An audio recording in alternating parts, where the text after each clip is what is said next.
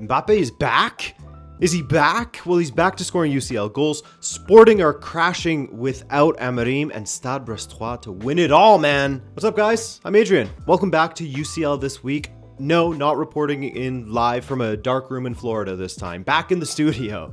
Apologies to all of those Floridistas out there who ride hard for the slowly dimming room I was in. But I'll take this room with my boy Plantini behind me any day. And I'll also take you guys for a tour of Adrian's Closet of Curious Kits any day, which is of course powered by Sangalo, who have a big sale ongoing still. More on that in a second. And today's kit is another beauty. So you guys know how Sangalo sells officially licensed kits from around the world. I've showed them off before. Out of Asia, Africa, Oceania, the Caribbean, rare kits from everywhere. Well, this one is another one that Sangalo themselves have designed, manufactured, sponsored the team, and distributed for Hellenites SC from the US Virgin Islands. They've won more titles than any other team in the US Virgin Islands history, and this kit is beautiful. Love all of the little details from Sangalo once again. So use the link in the description to gain access to Sangalo's sale, free shipping as you can see, more money off the more that you buy, and of course, your purchase helps to grow the game across the globe in places that aren't getting the attention they deserve. So thanks again, Sangalo. Great friends of the channel. Love those guys and what they're doing for the sport. Liverpool and Girona. Liverpool got there in the end with Salah converting a penalty, but they labored. Girona were sitting deep, and with Darwin Nunez on the pitch against a team that sits deep, it's advantage defense. Like I said, Darwin is so damn likable for me because I'm not a Liverpool supporter that has to watch him fluff up every opportunity in the box, failed 5-yard passes, etc. I mean, I distinctly remember in the first half yesterday, because I was watching this while I was working out, and Darwin had an easy header that he tried to direct across goal for one of his teammates, didn't even have to jump for it, and he managed to scuff that and head it straight into the ground. I almost dropped my weights laughing at it. It's just so difficult to watch him sometimes. And again, it's tough because he works his ass off. He's dangerous against teams with a high line because he makes incredible runs and has a great sense of positioning in the box most of the time as well. But he's just so... I mean, untidy would be a kind way of saying it, but you can genuinely call his play lately in the final third as just sloppy, his end product. I made a video a month or two ago about how Slot had improved Liverpool this season.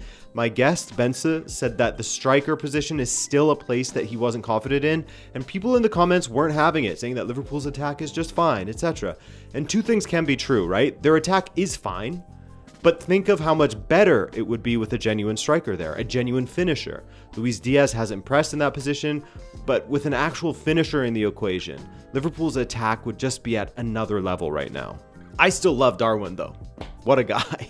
Dinamo and Celtic also played out a 0-0 draw in one of the early kickoffs on Tuesday, which means Celtic are still in a great position to qualify for the knockout playoffs of this competition, as they will have Young Boys at home in January and then away to Aston Villa. Sporting. If you needed a better illustration of just how important Ruben Amorim was to this team, hell, of just how important a good coach is in making a good team, look to Sporting now. They didn't lose a single match under Amorim besides the Portuguese Super Cup on penalties, of course. In fact, they dropped points just once with Amorim in charge this season. 16 wins and 1 draw. The picture has changed greatly now. Under João Pereira, they smacked up Amarante 6-0 in the Taça de Portugal, a 3rd division side, and have lost every match since. 4 in a row, doing so for the first time since 2012. Sporting lost just 4 times in Ruben Amorim's final 54 matches with Sporting. That's how crazy this is. They lost away to Club Brugge, and on a human level, I feel for Sporting supporters. To have your coach poached away mid-season is nasty work. It's pretty horrific. And while everyone knew that Amorim was so integral to their success, I don't know that everyone really expected the drop-off to be this severe. I went over it a bit in my latest video on United, where I spoke of Amorim's influence on Sporting and how that could translate at United, but you can see how their lead in the league has been scythed down as well. They were comfy before, 6 points ahead. Now they have Benfica nipping at their heels, 2 points behind with a match in hand. No doubt a unified and determined Benfica, because in moments like these, you want to be the team that is chasing. Another metric of their underperformance, Gyökeres hasn't scored a single goal from open play under João Pereira in 5 matches. You gotta wonder if this is making him want to join Amorim, the guy who had him playing out of his mind after this. But also incredibly happy for Kasper Nielsen of Club Brugge, who scored the winner of this one. The man tragically lost a son 2 months ago, so while this doesn't at all offset that, nothing will. It was nice to see him speaking after the match about the support he has felt during this grieving process. Another reminder that as much as we love it and live it, this is just a game. There's a whole world outside of it. Leverkusen versus Inter, I was really disappointed with how Inter set up in this one. I mean, I should have known how it was going to go straight from the off, as Simone Inzaghi fielded an interesting lineup. No Barella, no DiMarco, no Lautaro from the start. It's a shame, because I was hoping that we would see an entertaining match, but Leverkusen, who have been winning matches lately, but at times looking a bit unbalanced, a bit touch and go, like against St. Pauli, they did indeed try to actually win this game, so they deserve the 3 points, so shout out Leverkusen. Of course, the goal that they got from the corner, that corner came after an offside, which is worth pointing out. So while that goal probably shouldn't have happened, Inter absolutely got what they deserved for this kind of cowardly approach to the game. I guess Inzaghi had one eye on Lazio coming up, which is a tough match. And considering Inter have Sparta next in the Champions League, they'll be fine to stick to the top 8. Doesn't matter where you finish in the top 8, just that you're in there, right? But hey, Leverkusen score the first goal against Inter in the competition in the 90th minute of this match, and thus hand them their first loss. Bayern eased past Shakhtar in Germany, but it was indeed an away match for Bayern. Funny, it's more of an away match for Shakhtar in a sense, as they play in Schalke Stadium in the Champions League. I guess it's their home now, right? Anyway, Bayern with a big 5-1 win. That's much better from them. Leimer and Müller with the first 2, then a brace from Elise and another goal for Musiala. Musiala is now on 13 goals and 5 assists in 20 appearances. 4 goals in his last 4 appearances. Stade Brestois, how do they keep on doing it? Even amongst their supporters, nobody expected this. You look at their form in Ligue 1, not great. 16 points from 14 matches, 3 points above the relegation playoff, 7 points from a European place. And then you look at their form in Europe, and after getting a testy 1-0 win at home against PSV, a difficult side, they are still in the top 8 in the Champions League. Unbelievable stuff from them. Everyone just enjoy the ride that Brest are on, because who knows when the rug will get pulled from under them. But who cares? They're living in dreamland. RB Salzburg hosted PSG and fell 3-0 at home. PSG finally scoring multiple goals in this competition. They equaled their total number of goals scored across their first 4 fixtures in just this one match. Gonzalo Ramos returns to the competition and scores. Then Nuno Mendes and Desiree Doué make it 2 and 3-0. Incredibly important 3 points, as you guys will see later, as that was just their second victory in this tournament. Aston Villa continued to turn their form around while simultaneously shoveling more pressure on Marco Rosa at RB Leipzig. Leipzig hosted Villa, who had finally put an end to their winless run with 2 Premier League victories in a row of late. Lois Openda was looking strong for Leipzig as he equalized in the 27th minute. Duran put Villa back ahead, only for Baumgartner to equalize once again. Okay, after 2 domestic wins in a row for Leipzig, are they turning a corner? Are they showing some fight and keeping on getting back in this match? Well, heartbreaker for Rosa as Ross Barkley got Villa's winner in the 85th minute. Absolute dagger, and a weird one. Slipped as he struck the ball, and it kind of bounced across Gulashi and in. Not sure if the wet surface played a role, if he was blocked or it took a deflection, but Buendia nutmegging the ref in the lead up to that was pretty sick, I gotta say. So, as expected, Marco Rosa's hot seat is scorching now. The man is medium rare at the moment. He's cooking on that thing. But apparently it's believed Leipzig will only consider his position during the upcoming winter break. So he has 2 Bundesliga matches to do some... Oh, they're against red-hot Eintracht Frankfurt and then Bayern away. Oh. And finally, we have Real Madrid going away to the fantastic side that is Atalanta. Atalanta, fresh off of defeating AC Milan 2-1 in Bergamo, now taking on Real Madrid, a side that is showing a lot of signs of improving in multiple positions on the pitch. Kylian Mbappé missed a penalty again recently. Not in this match, to be clear, but also scored a great goal from open play this past weekend. Things are looking up for him, man. And look, as a neutral who supports Benfica and ultimately just wants to be entertained when he's watching other leagues, I want the top players of this generation to be playing well. I think that's the same for most people. When these players are doing well, we get better entertainment. We see goals that the average player can't score, achievements that the average player can't pull off. So seeing Mbappé struggle is kind of a shame in that sense. But should Benfica meet Real Madrid, I hope that he takes to the pitch on roller skates. Anyway, after scoring against Girona this weekend, he is looking like Kylian Mbappé once again. He had a decent chance early in the match with a nice touch, but it was saved. But then in the 10th minute, another fantastic touch to evade the defender before striking low past the keeper. Playing with confidence, it looked like, until he was taken off in the 36th minute with an injury, but it looks like that was just a precaution and he'll be fine.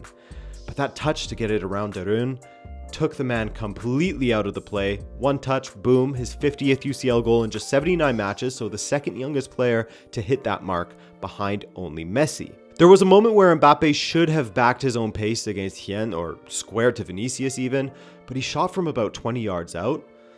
That was maybe the only real area you could critique. Overall, solid performance from him. Also central to everything good for Real Madrid lately has been a far more central playing Jude Bellingham. Him playing in a more central role instead of sort of off to the left a little bit has been key for Real Madrid, as he was doing more so last season in the first half of the season when he was such a goal threat for the Real. In the middle, further out the pitch, he can dictate play more and help finish off attacks. He's more involved. He still would drift to the left to help cover in defense as Vinicius was on the pitch, but being more central in the attack is key, literally and figuratively, for Bellingham. Jude and Vinicius gave Real Madrid a 3-1 lead in the second half after Atalanta had equalized from the spot earlier and forced a fair few good saves out of Thibaut Courtois. I gotta say though, one of my favorite players to watch in this game was Ademola Lookman of Atalanta, as he has been all season long really. Another stunning performance from him, nearly setting up an equalizer for Retegui in the 94th minute. He fizzed it across goal as he had to, and Retegui just couldn't guide it into the open goal. 3-2 Real Madrid, very important victory against a tough opponent. Atletico Madrid hosted Slovan Bratislava, which ended up being a fairly comfortable match for them, as you would expect, considering Slovan is one of the teams on 0 points at the moment. Julian Alvarez with the opener before Griezmann doubled their lead in the 42nd minute. Slovan did indeed pull one back from the penalty spot, but Griezmann completed his brace shortly after, so 3-1 the final there. 10 wins on the bounce for Atleti. Things are looking nice right now. Lille and Sturm Graz was the match that I was paying more attention to of the early kickoffs, and I'm glad I did. Lille were leading 2-0 in stoppage time of the first half, goals from Sauraoui and Bakker, only for the Austrians to pull him back in the 4th minute of second half stoppage time. A little annoying, but Lille is playing at home, so it'll be fine, right? 2 minutes into the second half, and Sturm Graz, who actually beat Girona in their last match, go ahead and make it 2-2. Whoa! And there was a decent stretch of time where you could see the Lille players panicking a bit, losing control of this game. Only for Haraldsson, the 21-year-old Icelandic winger, to absolutely smash one in at the near post top corner, and Lille grabbed the win. 3-2, great match from them. Barcelona away to Borussia Dortmund, and the first half was decent. The first 10 minutes saw Barcelona have 88% of the possession at one point. It was really, really crazy. But while Barcelona showed more menace when they would attack, I actually thought that Dortmund were the more dangerous of the two teams when they attacked. Peña was forced into that ridiculous save of Guirassy at one point, though had it gone in, it wouldn't have counted anyway as it was offside, but still. Guirassy would have another goal called back for offside early in the second half. He also missed a few chances. He could have had quite a few goals, but because this is a cruel sport, Barcelona would score shortly after that. Another perfectly timed run from Rafinha and another perfectly placed finish from him for his 6th goal in 6 appearances in the Champions League. I made a video on him last week talking about how he has transformed under Flick, how he is occupying central areas more, his leadership qualities, etc. So do check that out. Conceding the first goal is a nightmare if you're Dortmund, because then you have to push up the pitch against a Barcelona side that is unbelievably good on the counter. But Pau Cubarsí gave Dortmund a way back into the match almost immediately with a big push on Guirassy in the box. Very silly from the young man, and Guirassy smacked it low past Peña. Great penalty. Weird celebration though, hands in the shorts. That was an interesting one. Barcelona looked dangerous after conceding that penalty. There was that attacking pattern down the right that ended with Olmo forcing a big save out of Kobel. Then the goal came. Ferran Torres locking onto a rebound and lifting it over Kobel, but Dortmund's reaction was pretty immediate, thanks to Iñaki Peña wandering around into no man's land. Bizarre from him to go charging out, with Gross just needing to square it to Guirassy to roll it in. Pascal Gross, what a substitute appearance from him. He was a problem for Barcelona at times. And if you're Hansi Flick, you're pulling your hair out after those 2 goals that you concede. A push on the back that never needed to happen, and then the keeper going for a walk.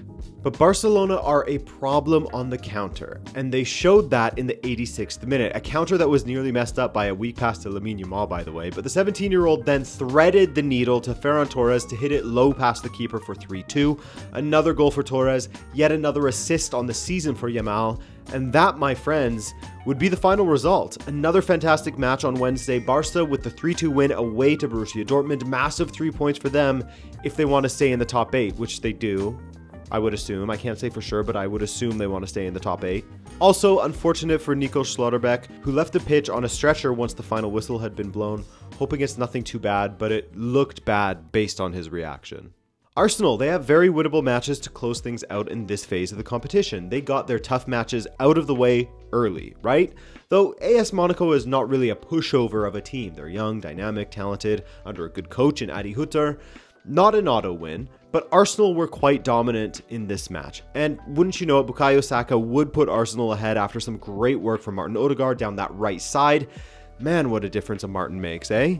Arsenal would cycle the ball back around, however, with Gabriel Jesus whipping the ball across goal for Saka to finish off for 1-0. Saka would finish this match off with a second goal in the 78th minute, which was an absolute gift from Salisu of Monaco, playing a weak back pass to his keeper with Havertz waiting in the box. Well done from Havertz to read it and then put it on a plate for Saka. 2-0 Arsenal, and Havertz would get one himself later, assisted by Bukayo Saka. Deft little touch at the near post.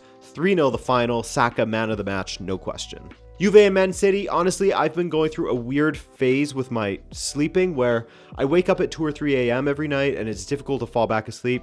Yes, I have tried whatever it is that you're going to suggest. It's not that bad now, only lasts a few days, but anyway, next time I wake up at 2 a.m., I'm just going to put on the first half of City versus Juve because it was dreadful stuff. The second half, however, well, Juve have their striker back in Dusan Vlahovic and their mojo back. And he headed straight into the chest of Ederson and it just crept over the line for 1-0. Well done for Vlahovic to beat Gvardiol in the air between 2 defenders. But more poor play from Gvardiol, first giving it away with a crap clearance and then losing his aerial duel.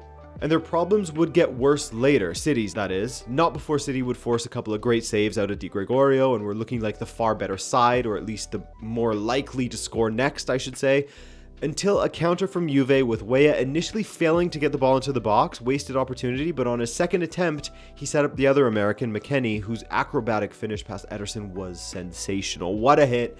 Kyle Walker, though, again, a big problem in City's defense. Their defense in general is just horrendous. And so what a win for Juventus. Just when people were starting to go a bit cold on Thiago Motta, they get Vlahovic back, they host City, they win, back to improving again, right? Man City, on the other hand, have conceded more goals across all competitions than any other team from Europe's top 5 leagues. That is insane and comes courtesy of Squawka, by the way. But that is not something that I would ever expect to read, nor one win in 10 matches for Pep Guardiola. Insane. Feyenoord are on a nice run now, aren't they? After that confidence-boosting draw away to Man City, where they were 3-0 down, they hosted Sparta Praha at the Coupe, and they had a blast. That's not to say Sparta didn't cause issues, they did. Feyenoord was meant to work for that lead, and Sparta had a goal disallowed as well, but they get their second eventually, but it ended with Feyenoord winning relatively comfortably. Benfica played at home against Bologna and they labored to a 0-0 draw, while one of the most surprising results of the night was AC Milan playing host to Crvena Zvezda and drawing. Until the 87th minute when Tammy Abraham stabbed the ball in from a bit of a scramble in the box. That would be the winner there. Close one though. And finally, I regret to inform you of some sad news out of Germany, as once again, young boys have been crushed in front of a paying audience, this time in Stuttgart. 5-1 the final in that match as it was looking close in the first half. I was thinking to myself, hang on, young boys aren't joining the group of eliminated clubs just yet, as it was 1-1 at the half. And then Stuttgart scored 4 goals in 30 minutes in that second half, absolutely destroying them 5-1. Ah well, the optimism was fun while it lasted.